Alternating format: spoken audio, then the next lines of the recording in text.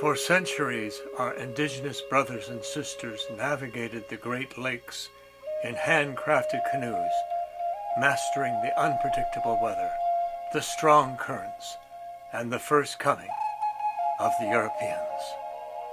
The original inhabitants, our woodland ancestors, came from near, and others journeyed from far reaches of North America to trade at a sacred site called Michilimackinac.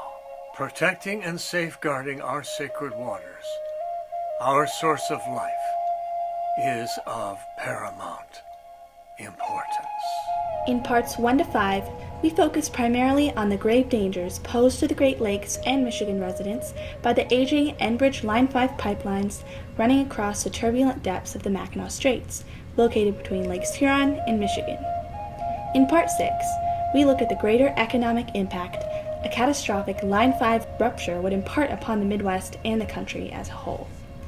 The business of transporting materials to and from major ports along the Great Lakes would be entirely disrupted, destroying the $1.3 trillion shipping economy coupled with thousands and thousands of jobs. If the Canadian oil giant's Line 5 is not shut down in time, engineering experts like Dr. Edward Tim and Dr. Jack Simon tell us clearly that the pipeline will inevitably leak or rupture, causing irreparable damage to the vital waters of the Great Lakes. When this happens, the United States Coast Guard will shut down all shipping through the straits to ports in Indiana, Illinois, Wisconsin, Minnesota, Ohio, and beyond, resulting in a crippling economic disaster. This impending threat to the Straits of Mackinac is a very real crisis, which, if not averted, will directly affect states across the nation as well as the states of the Great Lakes region. If a Line 5 rupture is not prevented, it will result in the loss of countless jobs, devastate over 50% of all steel production in the United States, and upturn Midwest agriculture shipments across world markets. Transportation is a strategic weapon of economic development. Waterborne transportation is the safest, most fuel-efficient, cost-effective, and environmentally responsible mode of moving goods in the global economy. The Great Lakes-St. Lawrence Seaway not only saves users billions of dollars in transportation costs each year, but it also relieves pressure on the nation's congested roads and rail lines. Maritime's inherent efficiencies are critical to the success of supply chain managers worldwide. For Indiana's major steel providing easy access to massive amounts of raw materials needed to make steel, reports Robert Meyer, a fourth-generation steelworker and president of the Steel Heritage Museum Project. Leading the nation in steel production, Indiana has much to lose when the Enbridge Line 5 pipelines finally succumb to 65 years of damage and roaring waters. Upwards of 70 million tons of raw material and cargo are shipped in and out of Burns Harbor, Indiana, annually, including iron ore, steel, limestone, which is used in steel production, salt, fertilizer, and grain.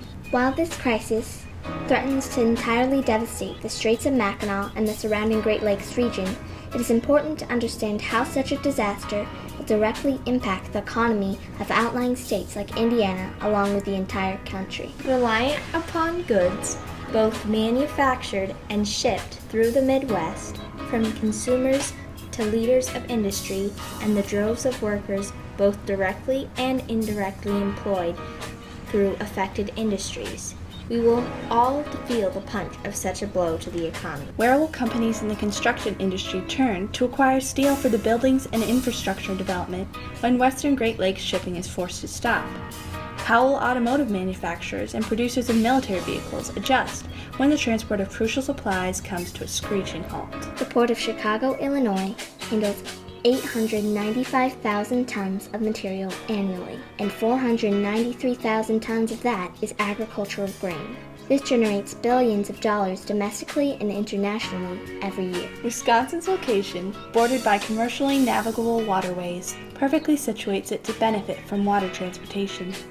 Wisconsin's ports serve as centers of steel-required shipbuilding, commercial fishing, ferrying services, and efficient transport of bulk goods. Each year, Wisconsin ports in Milwaukee, Green Bay, and Marietta, Menominee handle billions of dollars of cargo. This includes agricultural commodities destined for international markets, low sulfur coal for power plants, iron ore and wood pulp, cement, and road salt. Freight rates per ton-mile for waterborne modes are as much as 60% lower than rates for other types of overland shipments. Commercial ports alone in Wisconsin support thousands of jobs and billions in economic output. In addition, there are thousands of jobs indirectly related. The Toledo, Ohio-Lucas County Port Authority, through maritime commerce, supports over 7,000 jobs, with $670 million in economic wages. The Port of Cleveland is one of the largest ports on the Great Lakes. Over 20,000 jobs and $3.5 billion in annual economic activity are tied to the millions of tons of cargo that move through Cleveland Harbor each year. The Duluth Seaway Port Authority and Port of Duluth Superior are the busiest ports on the western Great Lakes, where 175 million tons of raw material and cargo are shipped in and out of the ports annually. The ports have been the backbone of the region's economy for over a century. Shipping impacts more than those working on the boats and in the ports. Open waterways plus ships and jobs equal a vibrant economy. These ports are the heavy hitters in bulk cargo. There is a reason the Port of Duluth Superior is often referred to as the Great Lakes bulk cargo capital. Some of the shipments include iron ore and coal, which account for about 80% of the Port of Duluth Superior's total tonnage, outbound ore from Minnesota's Iron Range, some 14 million tons of low sulfur coal from Montana and Wyoming, and outbound shipments of grain harvested in the Midwest and destined for delivery in Europe and Africa. Added to this are the ports in Michigan, including Detroit, Port Huron, and Ludington, that will be directly impacted when Enbridge Line 5 leaks and finally ruptures. The latest revelation of poor environmental stewardship on the part of Enbridge Oil came to light in the fall of 2019 when Enbridge workers dug deep, narrow holes to gather rock and soil samples along the Straits of Mackinac lakebed as a part of their project to build a tunnel for the Line 5 oil pipelines. One of these holes collapsed, leaving 40 feet of drilling rod lodged in the ground and another 45 feet of broken rod on the lake bottom, 245 feet below the water's surface. This was a clear violation of their agreement with the state of Michigan. The foreign oil giant then waited until the sampling work was done 2 months later before reporting it to the state. Remember that in May of 2019, the United States Supreme Court ruled that the existing federal treaties with Native Americans are still in force and supersede the laws and authority of the states.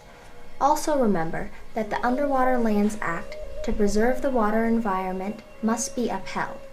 Yet Enbridge continues to ignore U.S. laws, and they must be held in compliance. Honor our treaties. Please honor the treaties. Honor the laws of nature. Please honor the laws. Listen to the cries of the people. Please listen to the will of the people and shut down Enbridge Line 5 now. Save the pure water. Save our water.